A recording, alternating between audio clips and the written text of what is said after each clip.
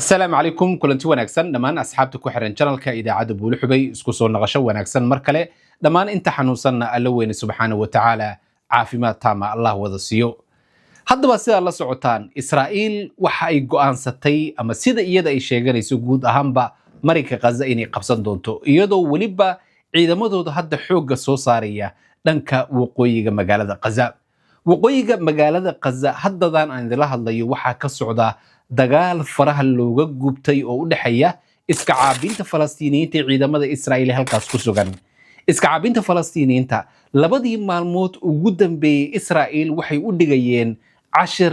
weli aanan hore loo arag tan ilaa ay markii xidda dagaalkan uu bilowday oo uu socdo muddada 22 bilood haddana waxa la arkayaa dhacdooyin ka yaabiyay Israa'iil oo ciidamadooda shaki weyn geliyay arrinkaas oo maalinkii shalay aad arkayseen mid ka mid ah iska caabinta Falastiiniyiinta daqiiqadii ugu dambeysay ee nafta ay kasii baxaysay xitaa taangiyadii ciidamada Israa'iil ay dul marsiinayeen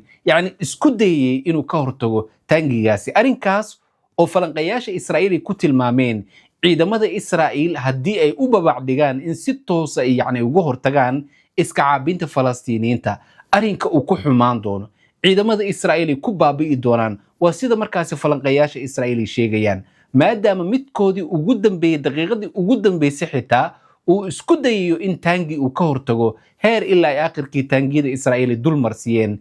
muwaadinkaasi Falastiiniga ah alla weyne subhanahu wa ta'ala ha u naxariistee marka run ahaantii Israa'iil gaar ahaan oo faarkii Netanyahu waxa ka go'an guud ahaanba marinka Gaza uu la wareego ama marinka Gaza guud ahaanba dadka ku nool inay ay kala wareegaan haddaba ilaa 5 qodob oo arrinkaas ku saabsan ayaynu doonaynaa inaynu falanqeyno Israa'iil run ahaantii waxa ka go'an ama ay qorsheynaysaa guud ahaanba marinka Gaza inay qabsato tani marka waxa ay keeni doontaa dad gaaraya ilaa 1 milyan inay dib ugu qaxaan dhanka waqooyiga oo aan la soconno muddada dagaalkan uu socday 2 sano ku dhow dhowr jeer ay ka qaxeen dhanka waqooyiga iyadoo waliba qaar ka mid ah dadkaasi Falastiiniyiinta ay diideen dhulkooda inay xoog ugu qaxaan marka Israa'iil run ahaantii waxa ku adkaan doonta mar kale in dadkaasi xoog ay ugu qaxiyaan laakiin waxyaabaha ay Israa'iil ay wada waxay tahay ciidamadooda infantryga awood uma lahan dhanka waqooyiga magaalada Gaza inay lug dhigaan inta badan waxyaabaha ay sameynayaan waxay tahay duqeymo aad u culus ay diyaaradahooda iyo maraakiibta gumeystaha Israa'iil ka geysanayaan dhanka waqooyiga magaalada Gaza marka run ahaantii tan marka xaalad khatar weyn waxay gelin doontaa dadka masaakiinta ee ku nool dhanka waqooyiga marinka Gaza degan kuwaas oo mar kale macluul gaajo biyo la'aan daawo la'aan ay kala kulmi doonaan dhanka waqooyiga dadka badankooda ee halkaas ku nool ee 1 milyan waxay go'aansadeen inaysan marnaba ka qaxin dhulkooda xitaa Israa'iil ciidamadooda infantryga haddii ay soo galaan ay doonayaan in xoog ay u qaxiyaan marka culayska ugu weyn ee qorshaha Israa'iil ee iska hor imaan doona waxay tahay Israa'iil laba option ama laba doorasho ayay haysataa midda koowaad oo ah ama dadkan si bareera inay wax xasuuqdo iyadoo warbaahinta caalamka oo dhan marqaati ka yihiin ama in dadkan dhulkooda ay u deyso waa halista koowaad Israa'iil ka haysata dhanka waqooyiga magaalada Gaza waana halka ay doonayaan inay ka soo bilaabaan guud ahaanba marinka Gaza inay qabsadaan dhanka kale haddii aynu fiirino marinka Gaza haddii Israa'iil xitaa ay ku guuleysato yaa xukumi doona Israa'iil iyadu waxay sheeganaysaa inaysan doonayn marinka Gaza ciidamadeeda inay ku sii sugnaadaan laakiin awoodda ama diiradda ay saarayaan sidii iska caabinta Falastiiniyiinta hubka ay ugu dhigi lahaayeen iyo sidaasi oo kale sidii ay u baabi'in lahaayeen ururka iska caabinta Falastiiniyiinta ee Xamaas iyo ururada kale ee iska caabinta ku sugan gudaha marinka Gaza runtii marka khubarada xitaa kuwa wargeysyada Israa'iil iyo kuwa kale ee reer galbeedka waxay leeyihiin haddii ay taa dhacdo Israa'iil uma suurto gali doonto maadaama Israa'iil ciidamadeeda haddii gudaha marinka Gaza ay isku dayayaan inay sii joogaan waxa sii 3 jibaarmi doona ay leeyihiin dadkan khubarada sida ay qabaan iska caabinta Falastiiniyiinta awoodooda ayaa sii 3 jibaarmi doonta Israa'iilna meel ay ku hoyato habeen iyo maalin ayay way doonaan ciidamadooda marka haddii ay isku dayaan magaaladan Gaza ciidamada Israa'iil inay qabsadaan dhibaato xoogan ay qabsan doonta laakiin Israa'iil iyagu waxay leeyihiin waxaynu doonaynaa in halkaas aynu ku wareejino ciidamo Carab ah ma aysan xusin dalalka ay ka imaanayaan ciidamadaasi ma Imaaraadka ma Jordan ba ma Sacuudiga ma Masar ba laakiin waxay leeyihiin annaga diiradda waxay kaliya aynu saarayno waa sidii iska caabinta falastiiniyiinta awoodooda aynu u baabi'in lahayn. dhanka kale haddii aynu fiirino ama qodobka saddexaad haddii aynu fiirino, Israa'iil waxyaabaha ay ku andacoonayso waxaa ka mid ah in yacni ay doonayso guud ahaanba inay baabi'iso awoodda iska caabinta falastiiniyiinta.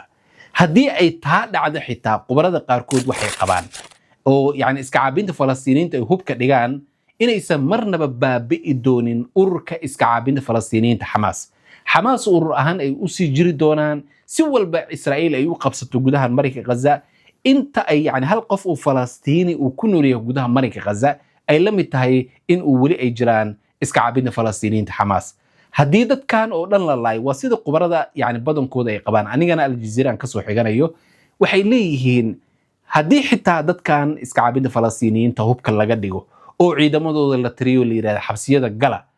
qof Falastiini inta uu nool yahay waxay la mid tahay iska caabinta falastiiniyiinta Xamaas ay sii nool yihiin. tusaalahaan waxay usoo qaadanayaan dadka falanqeeyaasha, waxay leeyihiin haddii hal wiil oo Falastiini ah oo marinka Gaza oo keliya uu kusoo haro, yacni marnaba ma iloobi doono in aabihiisa, hooyadiis, walaalihiis Israa'iil ay xasuuqday. marka waxaa sii jiri doona iska caabinta falastiiniyiinta magacooda, ururkaas waa uu sii jiri doonaa. halkaas wiil ay ku sugan gudaha marinka Gazana waxa uu sii abaabin doonaa ama uu abuuri doonaa awoodda iska caabinta falastiiniyiinta oo tan ilaa ay sideetameeyadii iyo wixii ka horeeyba gudaha marinka Gaza ka jiray. qodobka afraad haddii aynu fiirino ra'yiga shacabka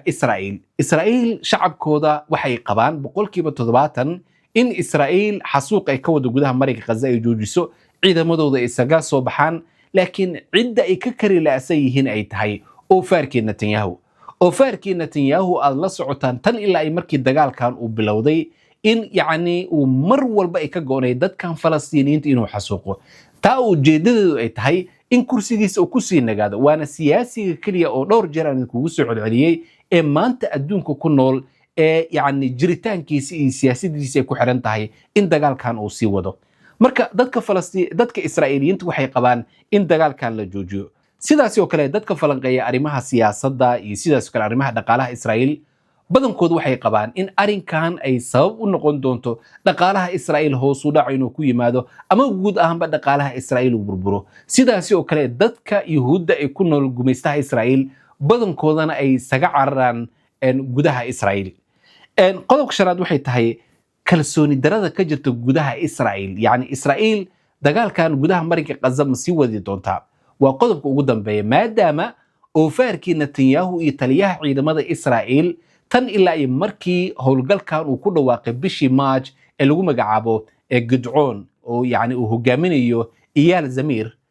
dhowr jeer ay iska hor yimaadeen Netanyahu iyo sidaasi oo kale iyo taliyihiisa ciidamada Israa'iil ninka lagu magacaabo Iyaal Zamir. sababaha isaga hor yimaadeen waxay tahay ninkan taliyaha ciidamada Israa'iil lagu magacaabo Iyaal Zamir waxa uu ku andacoonaya ciidamada Israa'iil ee kuwooda infantryga haddii ay u dhaqaaqaan gudaha marinka Gaza, dhibaatada koowaad ay la kulmi doonaan ama cawaaqib xumada ugu daran ay la kulmi doonaan waxay tahay